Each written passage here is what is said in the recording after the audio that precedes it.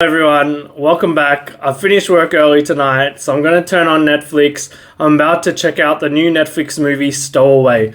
Of note, it stars Daniel Day Kim, the original OG Korean American actor. I've loved him since the days of Lost.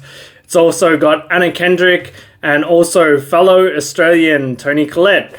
I'm not sure of the fourth actor in the film, but I love the other three. Also, the premise to me sounds super interesting. It could make for some interesting moments and scenes. It's basically, I think the guy's a mechanic or something. He was trying to fix the spaceship and it's taken off with him in it. And now they're in space. They've got a super important mission. They've only got enough oxygen for 3 people. There's 4 people on board. What are they going to do? They've got a massive dilemma. I'm excited to check it out, guys. I'll talk to you about it later. Bye. Everyone, I'm back. I've seen the movie. The first thing I'll say is this is definitely not a Netflix movie to watch on your phone or a tablet. What you need to do is watch it on the biggest TV you have in your house. If you've got a soundbar like me, crank up the subwoofer. This film definitely deserves your full movie watching experience. Where the sound really comes into play is the immediate opening shot. Immediately you can see the anxiety and hear and feel the anxiety of being in a spaceship. Some really good camera work in the first opening scene. After that, we're introduced to the 3 characters of the film. We're introduced to the 4th character from the trailer later on in the movie. But initially, the first 20 minutes is spent on introducing characters. And it's done really well. It's quite clever in the way it introduces these characters. It does a lot of showing and not telling.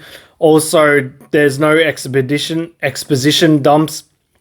There'll be scenes where they're talking to each other or talking to people down on Earth. And there'll just be things set in passing where you pick it up as an audience member, what's going on in their life, what they're doing on in this mission, and what kind of person they really are. So it was written really well and directed really well also. Also, one of the biggest positives of this film, I will say, is we get 4 outstanding performances from all 4 actors, especially Toni Collette. Her acting is the strongest one out of all these characters. I think she's a phenomenal actress. I still think she was robbed and snubbed the year Hereditary came up. She didn't even get the Oscar nomination, but she was definitely the best actress of the year in that film. Guys, if you haven't seen Hereditary, you have to see it. Best horror movie ever. Also, her acting's great. Anyway, her acting in this film too is exceptional. So they're all the positives. Also, yeah, sound design, set design, and just the look and the feel of the movie. It doesn't feel like a Netflix B movie. It feels like a genuine movie. Also, it does have moments where you're quite on the edge of your seat, and it does show the anxiety of being in a spaceship all the time and the claustrophobicness of not being able to escape and always being surrounded by these 4 people, which leads into my negatives. There are some big plot holes in this film. The characters are all so smart, especially the 4th character that gets introduced, the one that's the stowaway. But we're supposed to believe that he's not smart in one particular area, which I couldn't buy into. You're supposed to believe that he would... I just couldn't believe that he would be so dumb to not know what's going on in this situation without going into the spoilers.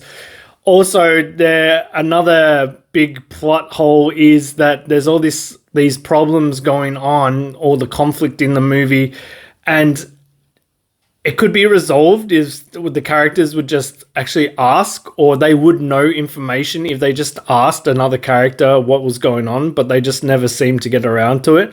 So that was another plot hole. Apart from that, the one thing that did let this film down from being exceptional, in my opinion, is the ending. The ending isn't what I predicted. It's not that predictable. However, when you do see the ending and then you think back on the whole film, there's hints and clues about this ending all through the film. Some people might say that's foreshadowing and clever and whatever, but I thought when I look back on the film, I thought, yeah, it's pretty predictable actually what's going on here once you replay those scenes in your head.